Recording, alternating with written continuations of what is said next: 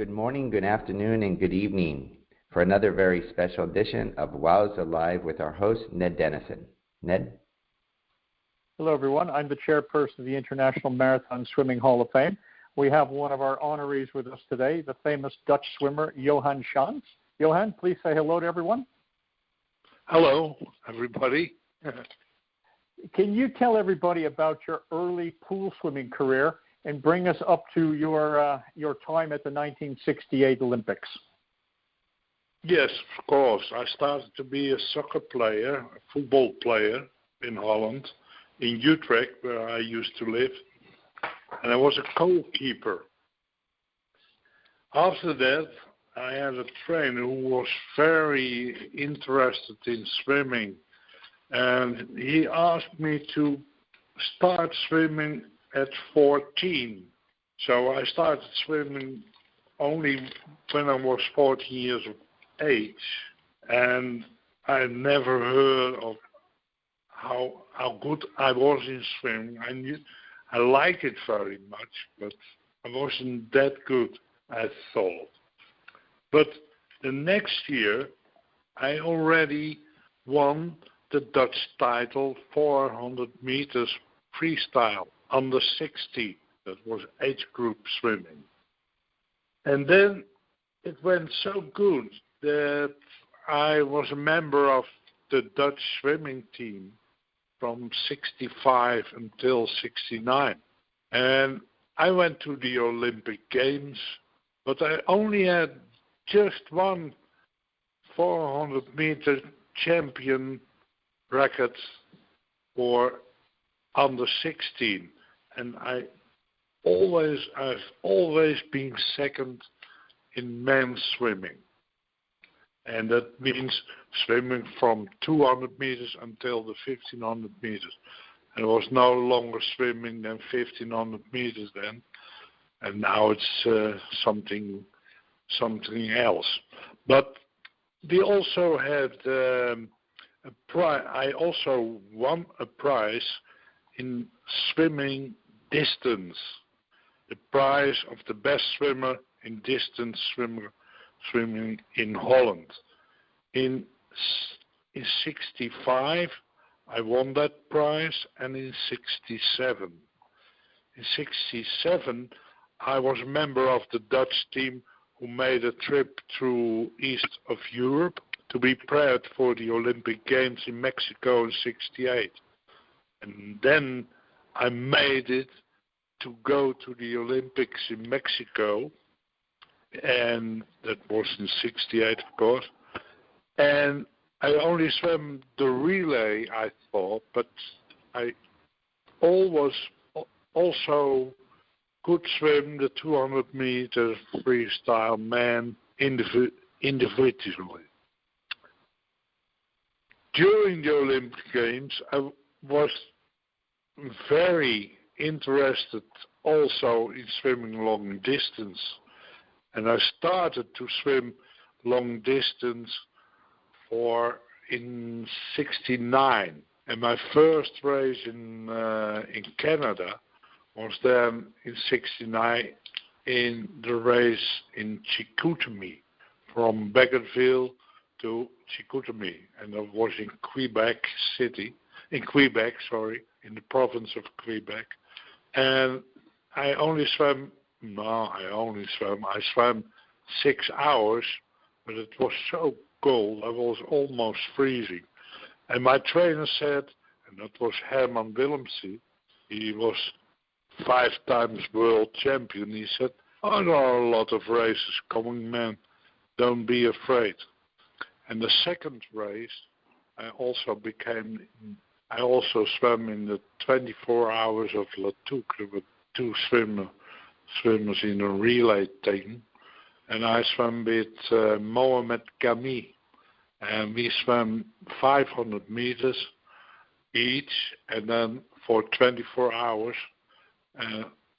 it went 24 hours like that.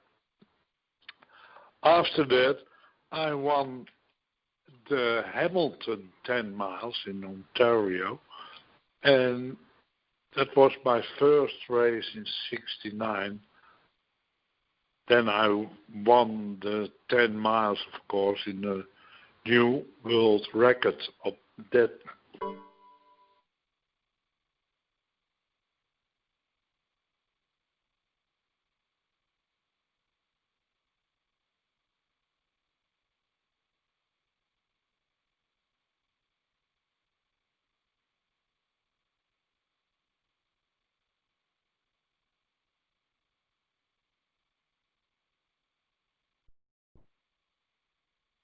Okay, I swam the first race, my first year as a marathon swimmer, in '69.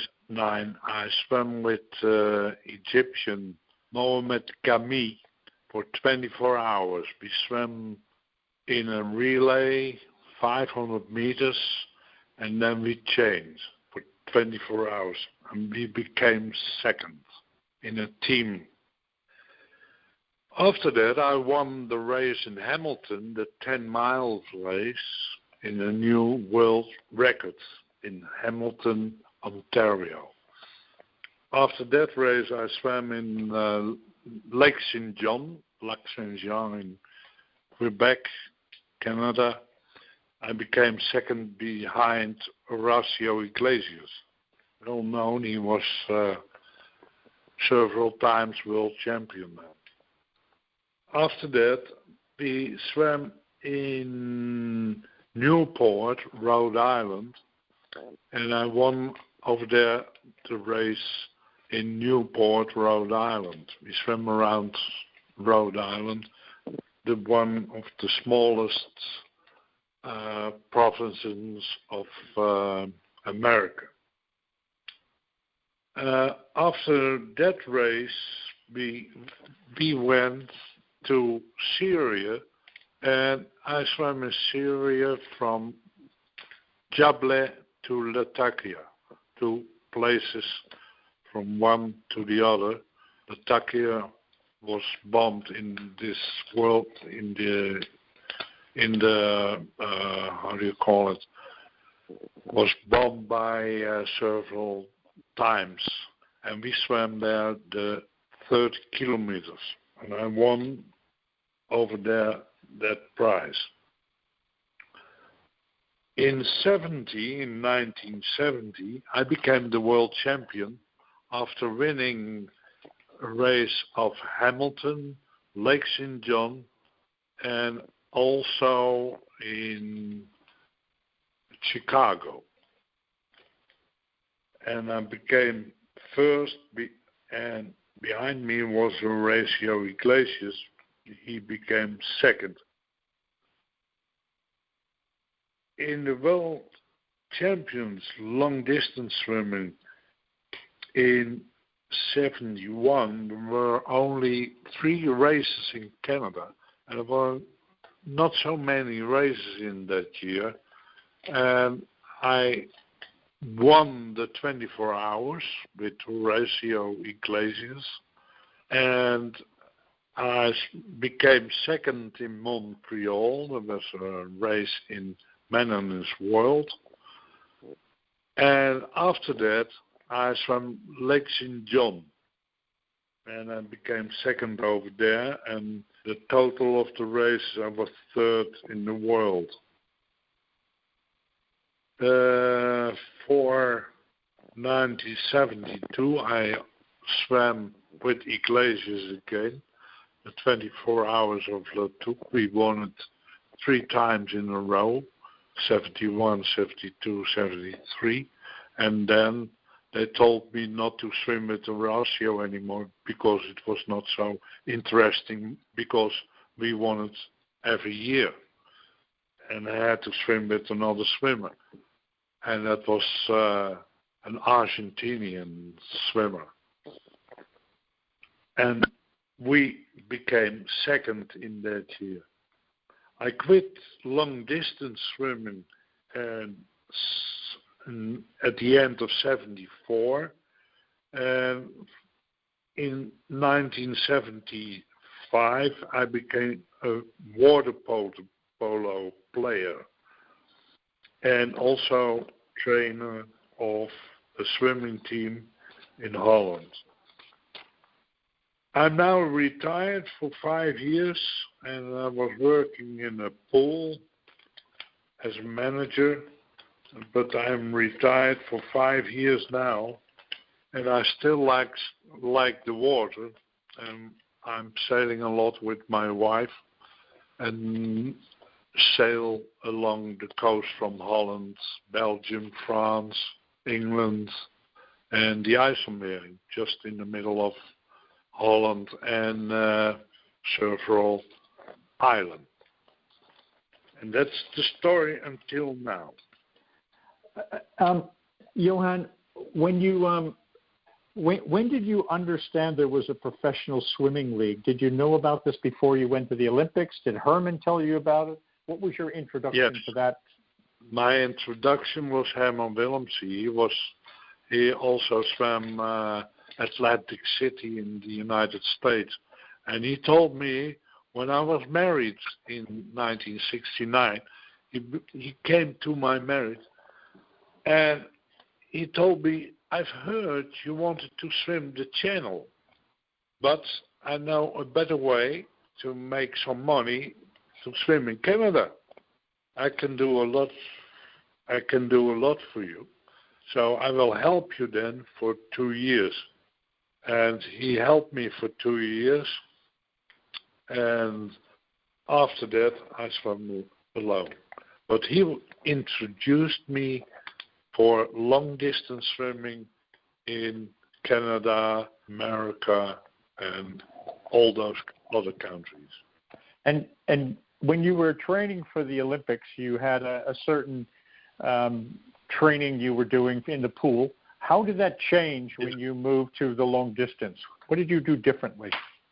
The difference between, I also swam the 2 kilometers and 3 kilometers in Holland when I was an amateur. And I won several times this trophy for the best swimmer for those distances.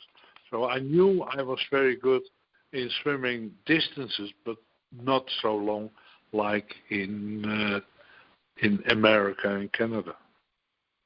But I was very pleased. But if something goes wrong on 100 or 200 meters, it was all over. And if something goes wrong in a race of, let's say, 20 miles, 30 miles, 60 miles, then it's no problem at all because you can always change it.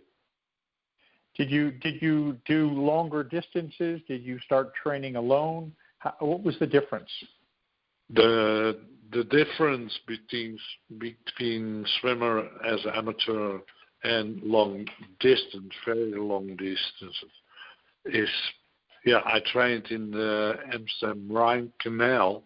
It was a canal from Amsterdam to Utrecht, and we swam several times on, let's say, 2 hours. And I started in the beginning of March to swim just 100 meters because of the cold water.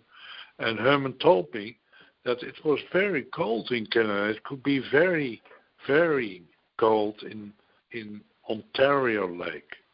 And he said, Joe, so we started swimming long distances, only the first day for 100 meters, the second day 200, and so on and so on. So I could swim for 1 hour in 12 centigrade. And at least I swam, and that was for the first year for long distance swimming. I swam from Amsterdam to Utrecht to get my first airplane tickets to Canada. And I made it, and Herman told me that the CPA was that on that moment, Canadian Pacific Airlines. They said, okay, you're a very good swimmer. We pay 2 tickets to swim in Canada, because they knew Herman Willemse. Were you working when you were a professional swimmer, or was this your occupation? Yeah, my occupation was swimming teacher, and I was working in the middle of Holland in small pool only, and I started to teach children how to swim. And when it was time to do your first Latuk, did you know Mohammed Gami, or did Herman say, this is your partner, or did you show up and they assigned somebody to you? No, Herman told me, because he already met him in Canada, and he knew he was a very good swimmer, so he could introduce me to Mohammed Gami to say that I was a good swimmer. And your battles with Horatio were epic. He would beat you, you would beat him, he'd beat you, you'd beat him. Were you friends when you weren't swimming? Yeah, sure. Because every time when I went to Argentina, I met Horatio, and he brought us to from the airport to his home, and so we could stay there and stay there for a couple of nights, and then we took the bus to the races. And after the race, we always be very good friends. All the Argentine, all the Syrian, all the Egyptian, we could get along so very well. There was no problem at all. And but how about how about the Quebec swimmers? Pardon? Like Le Cosier was from Quebec. Was he also a friend? Yeah. Not too much. He was more an opponent from Herman Willems. He was a lot older, of course, so we didn't know him too much, but of course we met him, but it was not so close friend. No. Talking about Argentina, do you have very clear memories of the crowds in Coronda? Yeah, sure. Talk to us about that. Talk to us about that. Yeah. When I was in Coronda, I swam against the tide, and a lot of people and a lot of small children, they were always with us to swim along. And once, and that's a nice story as well, we took a truck, and we were just sitting on the back of the truck, two swimmers, one from Egypt, and I don't remember his name, but we were sitting on in this truck, and it was Abdel Latif Abu Hif, and he went with me, and upstreams we went by car in the truck, and then we went off the truck and we swam back to Coronda with the tide. Cool. Well, that was very nice. We met a lot of nice people on the way, and some farmers told us to come get out of the water and to eat with them and to rest, and then you can get further. But it was very nice to be there. Nice people, nice swimmers as well, very kind. Yeah, I do have a lot of. Yes. You did something very unusual. You beat Abu Hif in the Nile in I think it was 1970. I think it was 1975, but maybe I have the wrong year. No, that's the wrong year. Almost nobody beat the Egyptians in the Nile. Tell us about that swim. Now, it was very difficult to swim to win a race in Egypt. In Canada, I always won of all the Egyptians, but it's very hard to win in Egypt because the government was organizing those races, and it was very hard to win from the Egyptians. But I was a very fast swimmer, and I could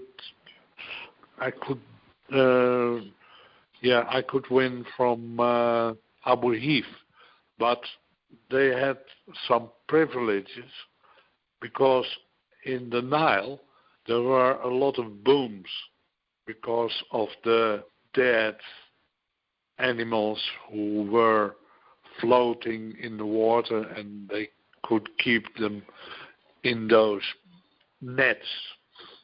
And we were swimming just in the middle of the Nile, and it was not we were not allowed to go over those booms. We had to just go around, and it was certainly for 500 meters more that I had to swim every time. So I became second then after the first Egyptian, but I beat Abu Nib. Johan, you had a fantastic tour of the world. You had Mexico City, Eastern Europe, yeah. You had Canada, you had Argentina, Egypt. What were your favorite trips? Forget about the swimming. What was the place you enjoyed the most? The people. You know, what were your favorite? Argentina, for sure. The nice memories, but also from Canada, of course. One year I was invited by the mayor of La Tuque, where we swam the 24 hours, to stay there and to start a swimming school. But my wife didn't want to go there. She wanted to stay in Holland. And of course I could understand that, and so I stayed in Holland. You talk about Herman Wilmsy being a big influence on your professional career. Were you helping the Dutch who came after you? No, I wanted to do that, but there were not so many swimmers on that moment who wanted to do that. And further on, I liked to go sailing, and of course I was trainer of a Dutch swimming team for short distances like 100 meters and 200 or 400, but not longer than that. And you never did go to the English Channel? No. Yeah, only by boat. It was sailing. Did you swim the IJsselmeer ever? No, Stavoren Medemblik. Yeah. No, I know Jan van Schijndel, and my best friend in Holland, Jack Brakenboer. He is the music pub. Yeah, sure.